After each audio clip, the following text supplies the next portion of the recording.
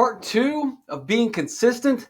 Let's push our brains and tackle a tough subject for libertarians, for classical liberals, for people that believe the government should stay out of the economy. And we'll talk about tech. Should the government get involved and regulate these tech companies? It's very easy for the NPCs on the left and the right because their answer is going to be, all right, are the tech companies helping me out? Are the tech companies helping my political party? Well, if that's the case, then let them be. And if the tech companies are hurting yours, then you need to regulate them because it's all results driven. But here we're going to try to understand things based on our principles, based on our values. And so the libertarian value would be, hey, less government involvement. And I think that pains a lot of libertarians. You see some of the stuff that's happening with tech, and you're not sure if that's right. But you also know that one of your core beliefs is that we should be free of government coercion. And that's not just us. That's corporations. That's everyone. And so based on that value, but this is to make things too simple. We'll go a little bit deeper. But based on that value, then you got to leave them alone. And I know it's unfortunate, but hey, they're kicking this guy off of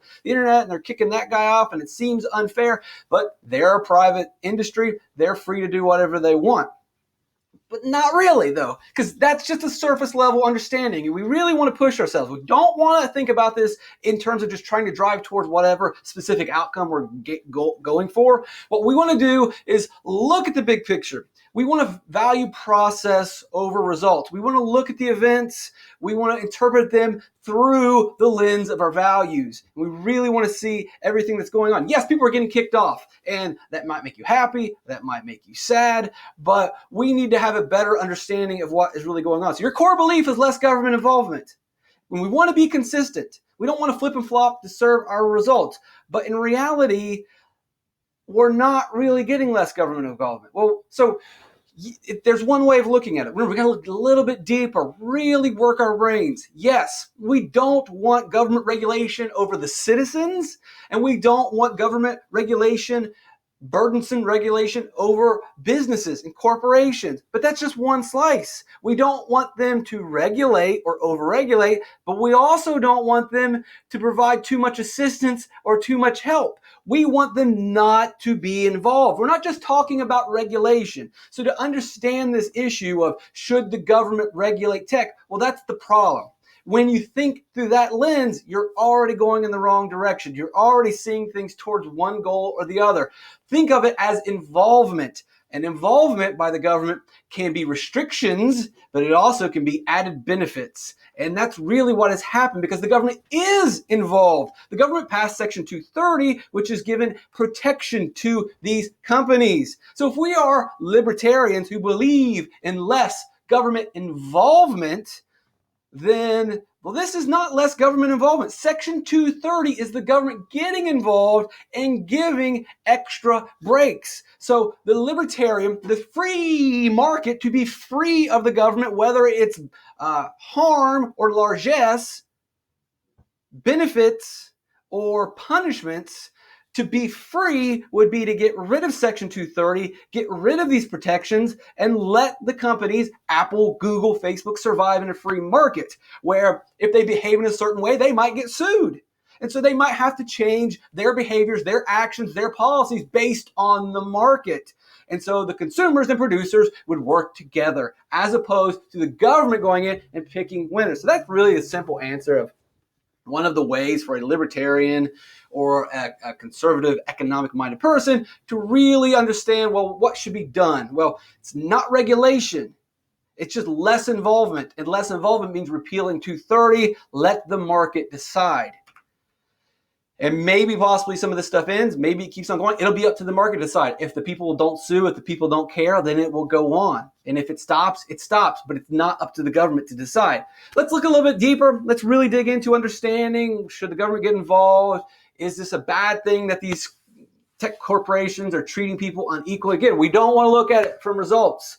I don't like that they're kicking people off. Well, that's fine, but we shouldn't go backwards and try to find stuff that confirms your goals or drives that narrative. What we need to do is take your values, your beliefs, your principles. With that in mind, then analyze the situation. So theoretically, in Candyland, in a perfect world, the libertarian believes in a limited government, if a government at all.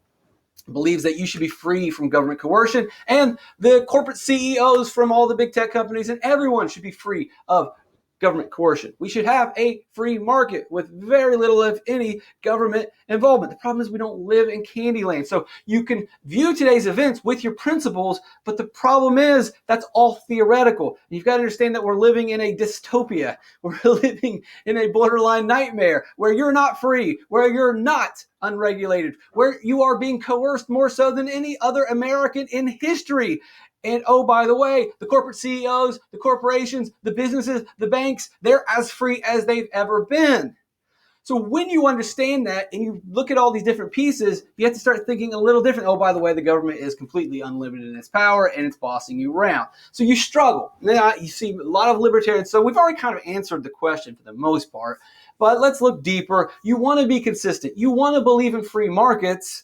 And you don't want to argue for regulating tech companies because it seems to violate your basic ideas. And it does violate your main core tenet of freedom of government coercion, because you believe in that for you believe in that for everyone. And so to argue that the tech companies should be regulated, and we're going to go a little bit further, right? We already talked about you really just need to repeal that. You just need less involvement. But to say that these tech companies are out of control, it violates some of your beliefs. But remember, these are your beliefs, these are your values, and they really exist in theory. Well, in the real world, there's other events that we have to base things around. We cannot have everything. Best is the enemy of good. And if you try to, well, I need to satisfy my government coercion benefit, but I also need to satisfy my equality under the law, you're going to have a very hard time of doing that.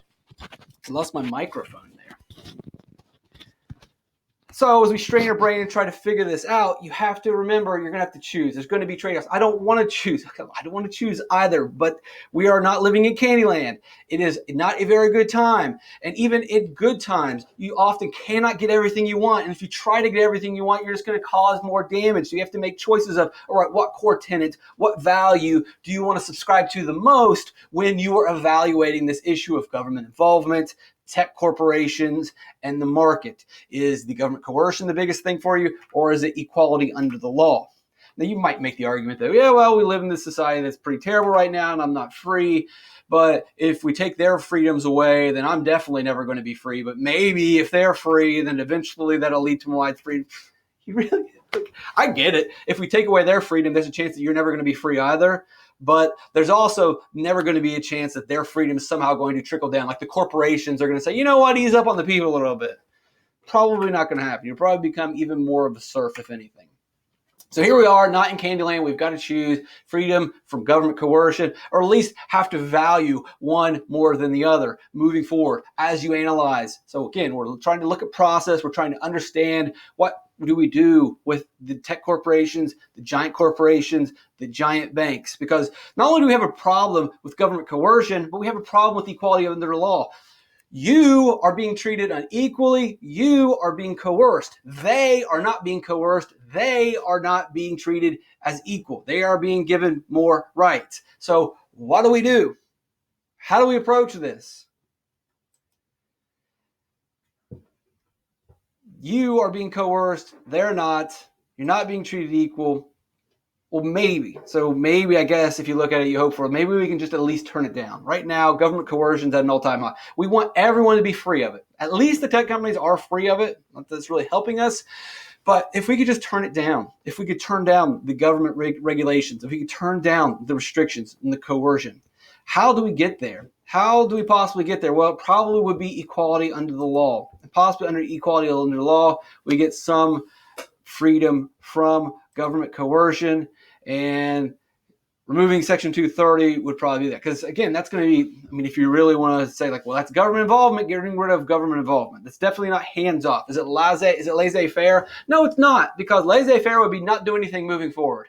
Well, they're going to have to take action. And so this is going to be the government getting involved to not get involved. It technically is government involvement and meddling in the economy. And there's going to be some growing pains when they remove Section 230, and it's going to mess with the market. You get rid of Section 230, it's probably going to hurt these corporations, and they're going to suffer. But that's the way that it goes. This is definitely the process we should have done when the banks collapse. They're going to have to suffer. There's going to be growing pains, but it works itself out in the market as opposed to the government constantly getting involved. We would return to a free market. You get rid of 230. to create a little bit more of an equal society. Or at least, we're not trying to create an egalitarian society. We're just trying to get everyone to follow equality under the law. And by doing so, we remove Section 230, and maybe we get rid of some of the government coercion, and we return closer to a free market. The argument is, well, you're going to hurt these businesses, and it's going to hurt the entire economy. Yes, it will struggle for a little bit. But under a limited government, the government doesn't pick winners and losers. When the government has a Section 230 on the book, it's picking winners. Let the market decide. We don't know how the market's going to work out. We don't know how it's going to shuffle out. Let the consumers and the producers decide who wins and who loses, as opposed to the government saying clearly, Google, Apple, Facebook, they win, and the people lose, especially the people that get kicked off of these platforms.